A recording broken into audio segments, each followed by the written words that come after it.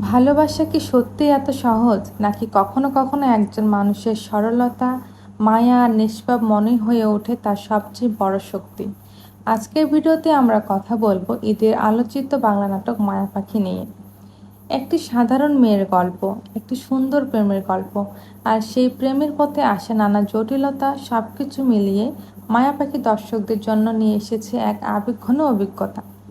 তাহলে নাটকটি কেমন, গল্পে কি দেখানো হয়েছে, আর কেন দর্শকরা নাটকটি নিয়ে এত আলোচনা করছে, চলুন জেনে নেওয়া যাক। নাটকের নাম মায়া পাখি। অভিনয় করেছেন অপূর্ব, নেহা। নাটকের কেন্দ্রীয় চরিত্র মায়া। মায়া খুবই সাধারণ, শান্ত এবং নিষ্পাপ স্বভাবের একটি মেয়ে। তার সাজসজ্জা, কথা বলার ধরন এবং জীবনযাপন সবকিছুতে রয়েছে সরলতার ছাপ। এই সরলতাই একসময় সাদাত নামের এক তরুণকে তার প্রেমে পড়তে বাধ্য করে। প্রথম দিকে সবকিছু খুব সুন্দরভাবে এগোতে থাকে। মায়ার নিষ্পাপ হাসি, তার সহজ সরল আচরণ এবং জীবনের প্রতি ইতিবাচক দৃষ্টিভঙ্গি সাদাতকে মুগ্ধ করে। কিন্তু গল্প যত সামনে এগোয়, ততই তাদের জীবনে শুরু হয় নানা জটিলতা। ভালোবাসার পথে আসে ভুল বোঝাবুঝি, মানসিক দ্বন্দ্ব এবং কিছু অপ্রত্যাশিত ঘটনা।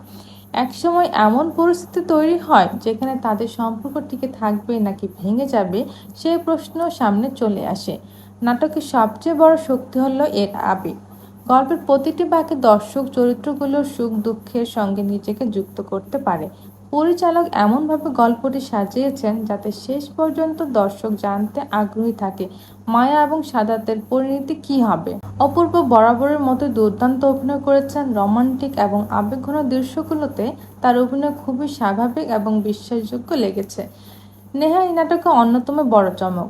মায়ার চরিত্রে তার সরলতা এবং আবেগের প্রকাশ দর্শকের মন ছুঁয়ে যাবে। আপনি যদি রোমান্টিক এবং আবেগঘন বাংলা নাটক পছন্দ করেন, তাহলে মায়া পাখি অবশ্যই আপনার দেখা উচিত।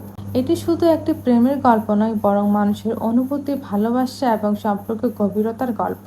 তো বন্ধুরা, আপনারা কি মায়া পাখি নাটকটি দেখেছেন? দেখে থাকলে অবশ্যই কমেন্ট করে জানাবেন নাটকের কোন দৃশ্যটি আপনাদের সবচেয়ে বেশি ভালো লেগেছে।